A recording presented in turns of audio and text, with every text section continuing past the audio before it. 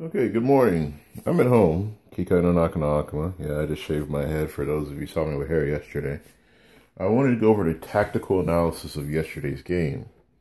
First and foremost, I am very, very honored and proud of my noobs. They've done the best that they could do with what they were given, and they came up a long way from when we first met almost a year ago. So, proud of them for that. The battle was intense. I got kind of flubbergasted and sidebarred by one of the units, the Dominatrix. It was a fan model. Didn't know. I thought it was out of the old Forge World Imperial book. The Imperial Armor, where they fought the bugs. But past that, a Phantom Titan on the table was one of my most favorite impressive things. And for those of you who haven't figured it out, yeah, I'm in my kitchen. I'm making breakfast. Trying a little Asian this morning since I haven't been to the grocery store. Gyoza, snow peas, and some Kool-Aid. However, the battle yesterday, the top three things that went wrong for the noobs. One, you didn't pick a general. You didn't listen to what he was saying. It's not even about strength of personality. It's about communication and tactics. They have Relentless Assault, which is a house rule that we use. And how Relentless Assault works is that anything smaller than a warrior and a gun comes back for free. Everything else is one victory point. So, again, not picking on the noobs, they did not see the easy victory points for First Blood or Slay the Warlord that I left out.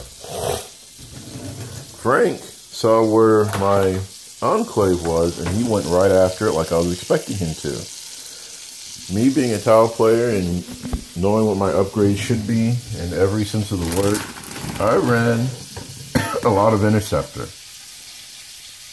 And then the Interceptor slowed Frank down. However, Intercept has a problem. It's one weapon per suit. It's one target per unit with that one weapon system.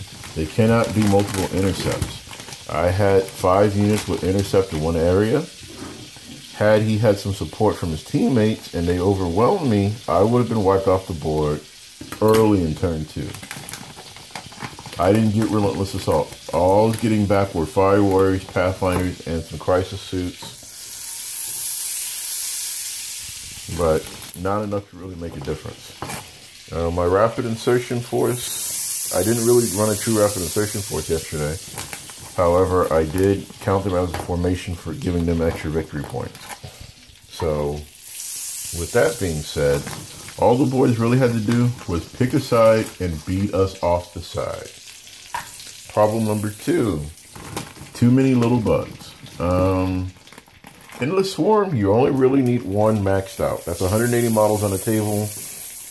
And that's enough damage that I literally had 9 crisis suits, 6 with double flamers, and 3 with 2 weapon systems and flamers. No intercept.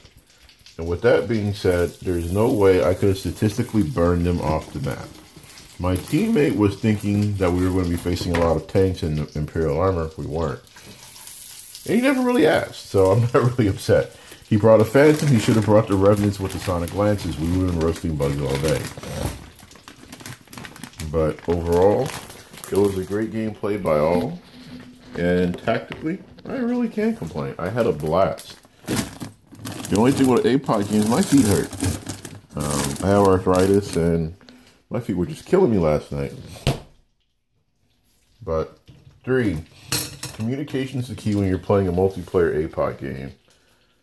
Unlike Portmaw. Portmaw, I like the format of Portmaw where they usually split up tables, so you're playing one-on-one and everyone's contributing to the overall objective. So with the way my APOC league is going, and us having 5 to 6, 7, or 8 people contributing, I'm going to set up multiple tables and put one control point or one sector control point per map, and we fight as coalitions.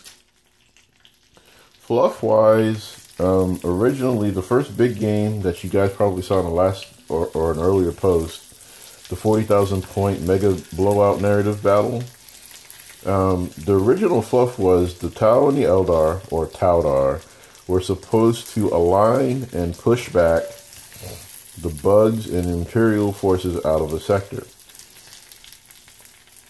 With that, the Eldar player not being available, not even mad about it, the Tau decided to work with the bugs. The original fluff that I wrote said that the Eldar warned us not to make any deals with the bugs for fear of them unleashing their Eldar wrath upon us for betraying the temporary alliance. Well, the alliance turned into, hey, I don't know where to go to plug up a bug city, and I really don't know how am I going to get my hands on the coordinates to find a Chaos Gate. Turns out the Chaos Gate and Bug City were all in the same sector. So it turned out I didn't really break the alliance, it's strained, but the Eldar player in his infinite wisdom forgave me. Whatever. So we went back to wherever the battle was going to be, and we fought viciously, brutally, and with enough vigor that it was hurtful for us in the end. I did not lose any of my HQ, my command team. However, I did take a nasty beating with all of my other stuff. I didn't lose a Riptide. My Void Shield Generator didn't get touched. And I want to applaud Frank for his aggressive tactics. Oh my God. Frank used to second guess himself and not really push the objectives or crush his opposition. He was in my face. Again, that team, Chaos and the Bugs, had the option of a free asset of Flight March, 1 formation per unit. If all of the players would have brought in their big formations and overwhelmed me, they would have kept the Chaos Gates closed.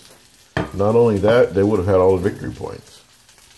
And it would have been a crushing strategic victory. As promised and much delayed, I'm working on the XP conversion for today. So, I'm going to give you the verbal walkthrough of the XP list and expectations. Short version is 1. The max is 2 on most average models, meaning that troops, warriors, non-super heavy models, units, creatures, or whatnot have a max upgrade of 2.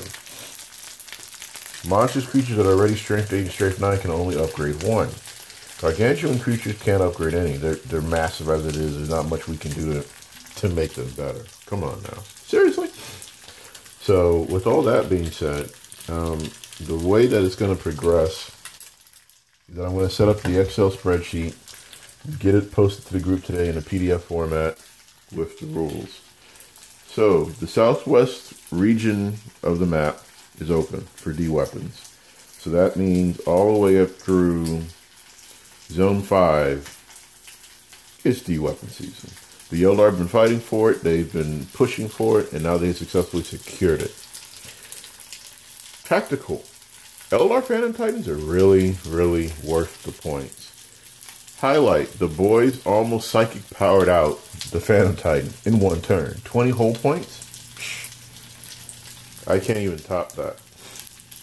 So, I'm expecting another good APOC game coming up in November before Christmas. As a reminder, my wife's birthday is in December, my anniversary is tomorrow. I will not be available, period, during December. I was invited by several people to go to Port Ma. I'll get in Port Ma next time around. And that'll be December 2016. I'm looking for a Port Ma battle.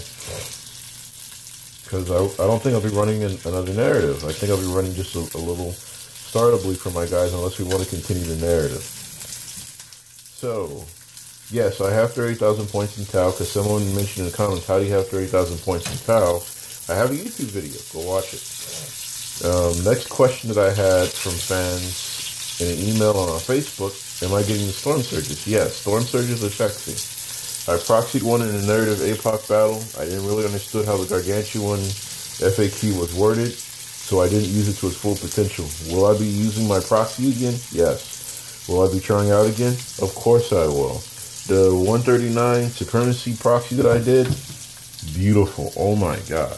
Yes, we'll do again. So without any further ado, I'm going to wrap this video up, having some breakfast. I hope you guys have enjoyed the wrap up. My noobs are getting better. Mike, if you're watching this, you're going to catch hell. They want blood. You didn't show. Sorry. Brendan, I'm very proud that for 25 models and less, your Fire Dragons were the stars of the show, tying up a combat for most of the game. Recommendations from my noobs. Work on your list, work on your tactics, and keep trying. Next time, Kid Gloves come off. Thank you for watching Kikai no Naka no Akuma, translated Demon in the Machine. Deuces.